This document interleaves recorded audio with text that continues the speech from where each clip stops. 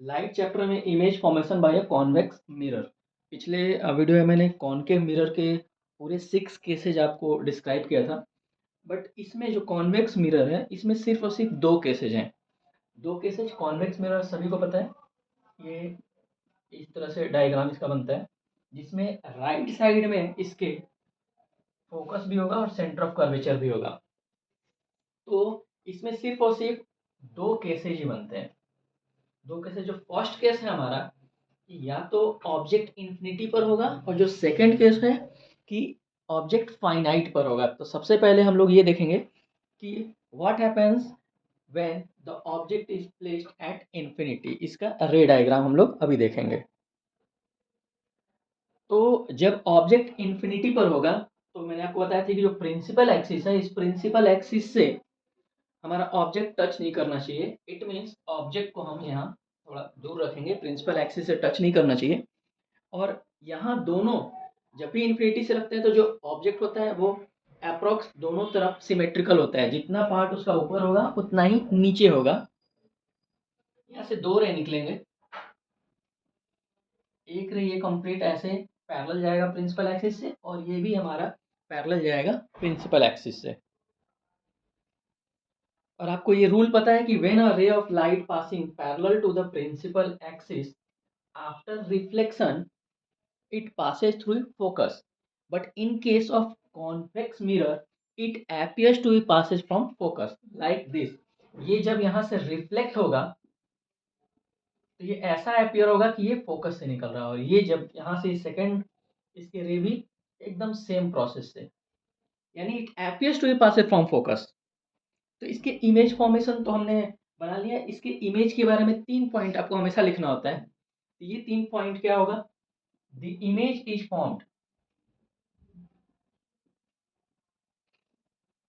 ये 3 पॉइंट ही आपको लिखना है। The image is formed at focus. आप देख लो फोकस के ऊपर बन रहा है।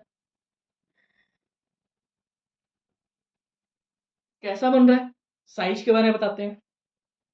पॉइंट साइज बन रहा है।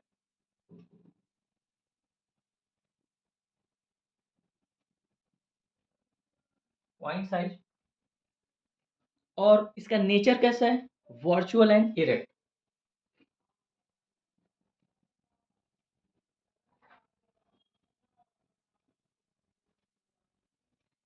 ये हमारा फर्स्ट रे डायग्राम जो इन्फिनिटी से।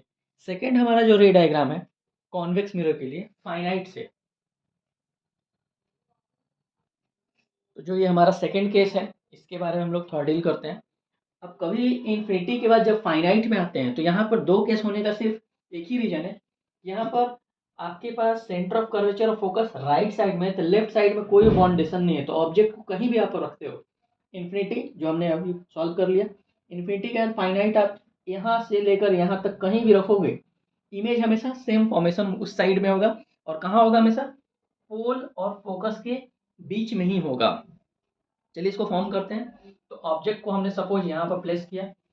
एक रे तो इसके पैरेलल जाते हैं प्रिंसिपल एक्सिस से। Same according to the rule, when a ray of light passing parallel to the principal axis after reflection it appears to be passes from focus। ये ऐसा appear होगा कि फोकस से ये पास हो रहा है। आप इसे पेंसिल से बनाओगे। और सेकेंड रे के बारे में जब बात करते हैं, सेकेंड रे इसमें क्या होता है, ये सेंटर ऑफ कर्वेचर से पास होता है। यहीं से सेकेंड रे निकलेगा और वो सेंटर ऑफ कर्वेचर से ऐसे पास होगा। जो इस साइड का रे होगा उसको आप डॉटेड लाइन से बनाएंगे। और ये क्वेश्चन सबसे ज्यादा क्वेश्चन अगर पूछता है कॉन्वेक्स मिरर का, तो ये सेकंड केस ही पूछता है। तो आप देख रहे हो कि जो रिफ्लेक्टेड रे और रिफ्रैक्टेड रे जो इस साइड गया है, इसके बीच में जो ये इंटरसेक्शन है यहाँ पर हुआ है, यानी ऑब्जेक्ट ये है, इमेज फॉर्मेशन यहाँ हुआ है। फिर से मैं एक बार बता दूं कि इमेज फॉर्मेशन जो यहाँ पर हुआ, तो ये पोल और फोकस के बीच में ही होगा हमेशा। ये ऑब्जेक्ट आप कहीं भी रखो, फाइनाइट में यहाँ से लेकर पोल के बीच में कहीं भी रखोगे, ये वेरी करेगा इसका place, but always form between pole and focus. अब इमेज फॉर्मेशन के बारे में हम लोग क्या लिखते हैं? The image is formed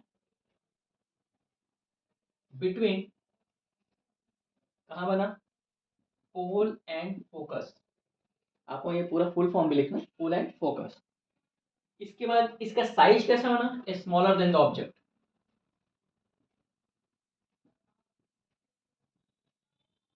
smaller than the object. Nature आपको पता है, कॉन्वेक्स मिरर के नेचर दोनों का सेम, वर्चुअल एंड इरेक्ट।